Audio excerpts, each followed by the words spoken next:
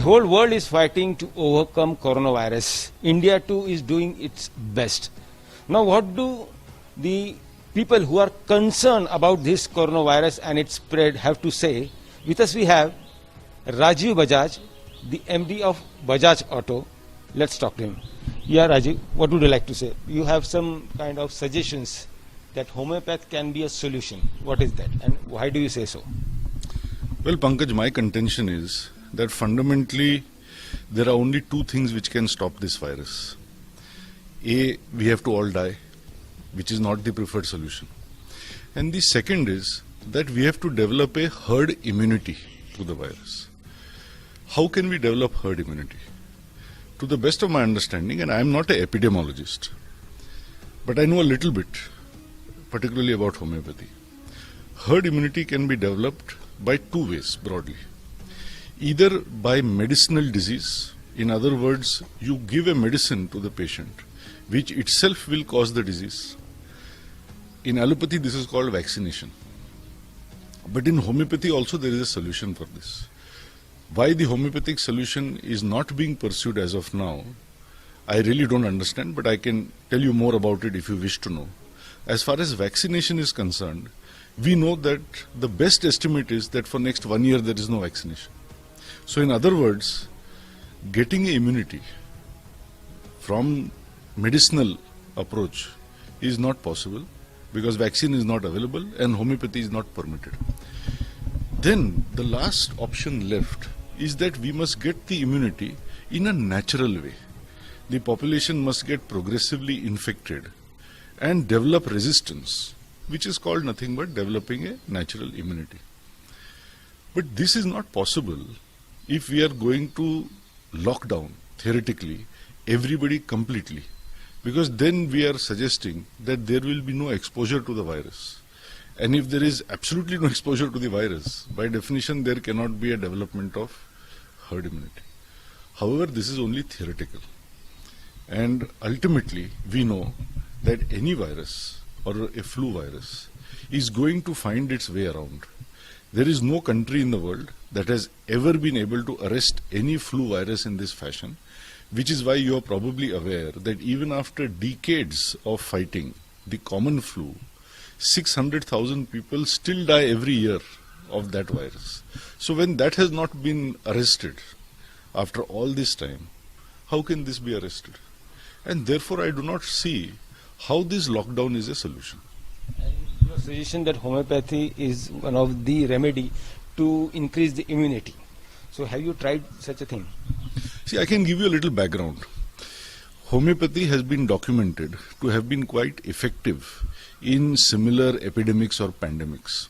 We can go as far back as the Spanish flu of 1918. We can look more recently at what happened in the Cuban epidemic.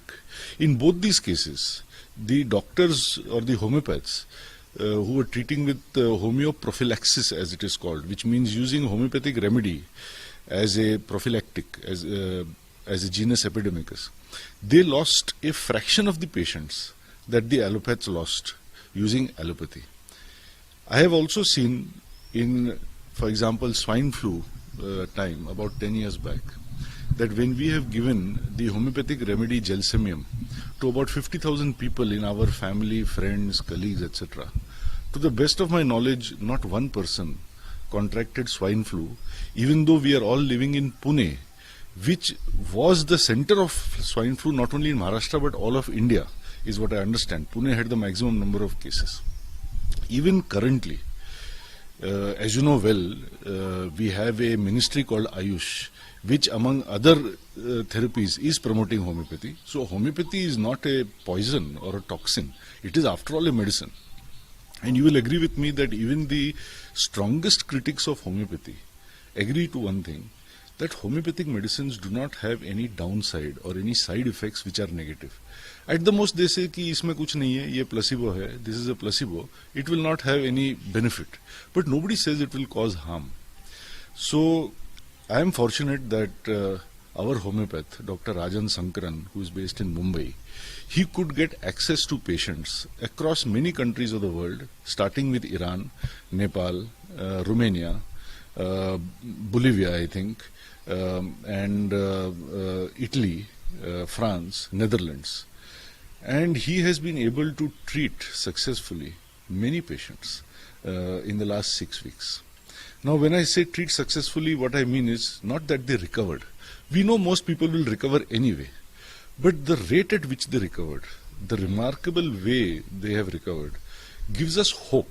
And I will not say it's a solution, a guaranteed solution, but I will say it gives strong hope that Camphor 1M, which is the remedy that he used, both as preventive and curative, can be effective in India as well.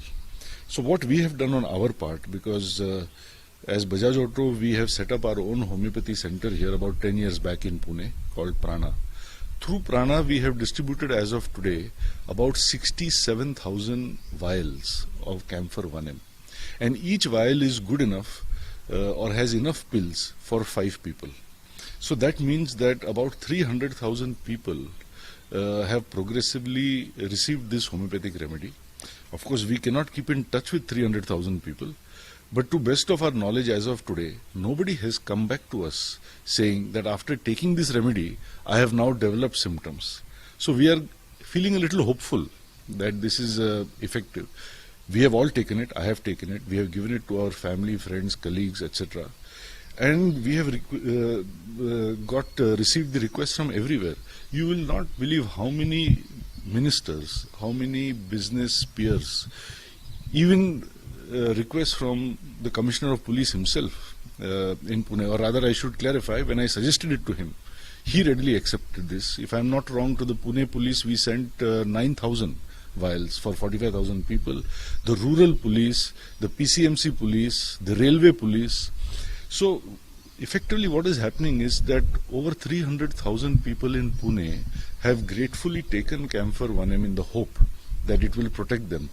But it is ironical that at the same time, despite approval of Ayush Ministry, which I have received personally, despite approval from Delhi from the Central Council of Research for Homeopathy called CCRH, and despite approval from Maharashtra Council of Homeopathy called MCH, we are not getting the one last approval required from the agency called ICMR or from Health Ministry, let's put it like that, so that when we have given this remedy to 300,000 people, and let's say worst case scenario, it has no benefit but it has no downside. Why are we not getting approval to give it to at least 30, 40, 50 infected people whom we cannot access because they are in government hospital, as you know, they are quarantined. So without the permission of ICMR, we cannot access these patients. We cannot conduct what is called a double-blind random trial, where half the people are given the homeopathy, half are given nothing. We are given placebo. And if the first half recovers remarkably better than the second, then we have a scientific basis to say this works and let's go ahead with it. You will be surprised to know yesterday I received news from Dr. Rajan Sankaran that another similar interview I had done on this subject, and my interest is only to create awareness, otherwise my job is to make motorcycles. This interview I had done with Barkha Dutt has found its way across the world, for example to the president of Botswana, who is now interested in making this available to all 2.3 million citizens of Botswana. Similarly, I have heard today that the Austrian Chancellor, Mr. Kurz, may be looking at homeopathy as a possible solution to be included. Nobody is saying you exclude allopathy or exclude hygiene or sanitation or masks or anything. We are not saying that at all. But why not also include something else which has a very good chance of success? And that is what the Austrian Chancellor is going to do. So what I see is that on the one hand, you have countries in Europe who, despite having smaller population, good medical infrastructure and reasonably better social security, they are looking at these solutions. But in our country, where our population is so large, medical infrastructure is relatively poor across the country, and social security is next to nothing, we are not willing to look at putting a few pills in a person's mouth. We would rather lock down for weeks on end, eventually letting many people lose jobs, lose salaries, and probably starve to death. This balance of such an extreme lockdown, I am not able to understand. Lockdown for such a long time or extending the lockdown, you are against it. I am against extending the lockdown, which is such an extreme lockdown. See, there is a lockdown all over the world. And I personally first want to suggest we should not be looking at Europe, UK, US. Because whether it is in terms of our inherent immunity, whether it is temperature, whether it is the demography of our young population, and even in terms of these factors we talked about like healthcare or social security, we are much more like Thailand, Malaysia, Indonesia, Philippines, Cambodia, etc. We are an Asian country. We are not a European country. Now let us look at the incidence of this problem, whether infection or death in ASEAN country. Is it like it is in Italy, Spain, UK? It is not. So first of all, to benchmark Europe and go even ahead of Europe in terms of lockdown, I just don't understand. I am told by friends who live in New York that they can step out of their apartment. They are not having to necessarily wear masks. They can go to the grocery store. They can visit the friend in another apartment. Here, if my friends get down from the apartment, the police is coming after them with canes.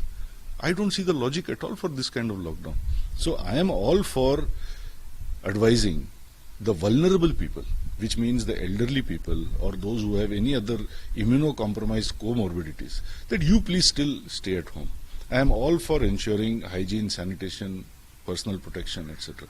I am all for saying that in any public space, if it is school, if it is office, if it is theatre, it is mall, please take precautions, keep a distance. We don't want people at a very close proximity to each other. We have to go at 50% capacity. Whoever can work from home, work from home. That is all absolutely fine. But beyond that, I feel, average age of India is only 28 years. Most of these people, 98% of these people are not going to get anything more than at worst a mild infection. Most will be asymptomatic. That is becoming very clear. Almost nobody under the age of 50 or so is going to die unless they have some pre-existing condition. My contention is all these people should go back to work, should be permitted to go back to work so that we can keep the wheels of the economy moving forward. This to me would be the right balance going forward. And if instead of this we are simply going to extend the lockdown any further, as has been for the last 2.5 weeks, that I am not convinced about at all. I can't say I am against it because I have no locus standi to be against it, but I am certainly not convinced about it. This was Rajiv Bajaj, a concerned person for India, and he says if there are examples, case studies throughout the world that homeopathy is the way to increase the immunity, then why not give it a try? With Cameron Gopal Harne, this is Pankaj Khelkar in Pune for India Today.